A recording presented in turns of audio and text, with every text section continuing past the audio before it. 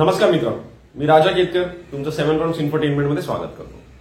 स्वप्नपूर्ती विवाह संस्था ब्राह्मण समाजातील वधूवरांसाठी एका वधूवर अंकाचं प्रकाशन करणार आहे आणि आजच्या व्हिडिओमधनं आपण ह्या अंकाबद्दल काही विशेष माहिती जाणून घेणार आहोत। पण त्याआधी स्वप्नपूर्ती विवाह संस्थेने जो ब्राह्मण समाजातील वधूवरांसाठी वधूवर मेळावा आयोजित केला आहे येत्या 16 तारखेला 16 जुलै 2023 ला, तो व्हिडिओ आपण काही दिवसांपूर्वीच पब्लिश केला होता।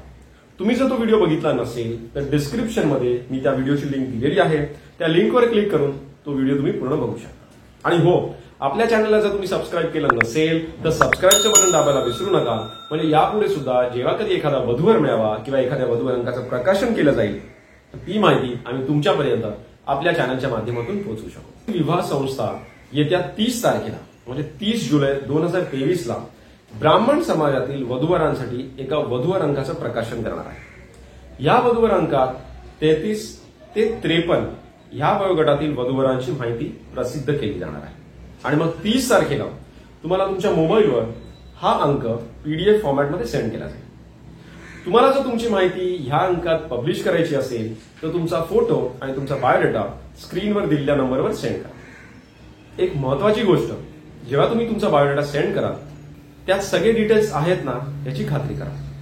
बऱ्याचदा असं होतं की हे 4 पॉइंट्स वधूवर त्यांच्या बायोडेटामध्ये मेन्शन करायला विसरतात। पहिला पॉइंट उंची, असे काही बायोडेटा आढळतात की ज्यात उंची दिलेलीच नसते। ह्यामुळे काय होतं, एक उदाहरण सांगतो। एखाद्या मुलीला एका मुलाचं प्रोफाईल आवडतं, सगळे डिटेल्स तिला त्याचे आवडतात, पण उंची दिलेली नसते, म्हणून हिला असं वाटतं हा तिच्यापेक्षा उंच असेल, पण खरं तर तो तिच्यापेक्षा बुटका असतो।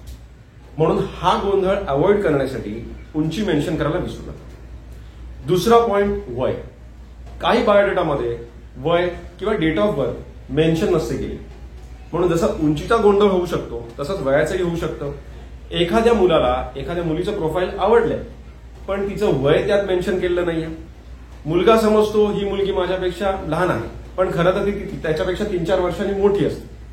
हा गोंधळही अवॉइड होऊ शकतो जर तुमचं वय तुम्ही मेन्शन केलं तर। तिसरा पॉइंट इन्कम, बऱ्याच बायोडेटामध्ये एस्पेशली मुलींच्या इन्कम मेन्शन केलेला नसतो। मुलींचं असं म्हणणं असतं मी कशाला माझा इन्कम मेन्शन करू, माझ्याशी कोणीही पैसे बघून लग्न करायला नकोय। पण भगिनींनो, प्रत्येक मुलगा तुमचा इन्कम बघून तुमचे पैसे बघून लग्न करत नसतो। तुमच्या इन्कममुळे आणि तुमच्या एज्युकेशनल डिग्रीमुळे साधारण समोरच्या व्यक्तीला अंदाज येतो की ह्या मुलीने तिच्या करिअरमध्ये कसा प्रोग्रेस केलेला आहे, आणि म्हणून इन्कम मेन्शन करायला विसरू नका।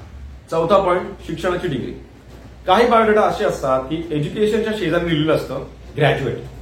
म्हणजे काय, बीए झालेला मुलगा पण ग्रॅज्युएट आहे आणि IIT बॉम्बे मधनं इंजिनिअरिंग केलेला मुलगाही ग्रॅज्युएट आहे, बीकॉम झालेला मुलगाही ग्रॅज्युएट आहे आणि एक CA झालेला मुलगाही ग्रॅज्युएट आहे।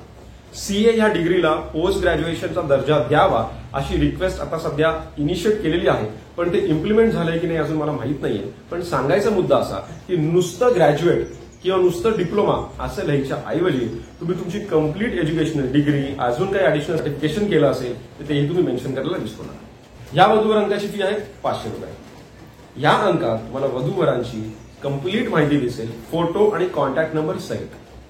चला तर मग, तुम्ही जर स्वतः लग्नाच्या वेळेचे असाल तर आज स्क्रीनवर दिलेल्या कॉन्टॅक्ट नंबरवर फोन करा आणि तुमचा अंक बुक करा।